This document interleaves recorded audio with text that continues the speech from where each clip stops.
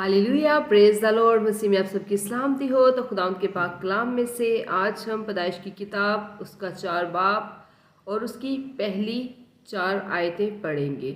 तो खुदावंद के कलाम में यूँ लिखा है, और आदम अपनी बीवी हवा के पास गया और वो हामला हुई और उसके कायन पैदा हुआ।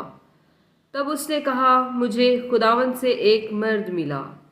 फिर कायन का भाई हाबिल पैदा हुआ और हाबिल भेड़ बकरियों का चरवाहा और कायन किसान था।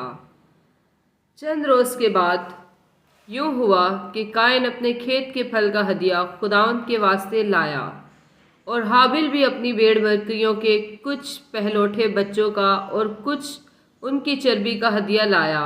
और खुदावंद ने हाबिल को और उसके हदिये को मंजूर किया।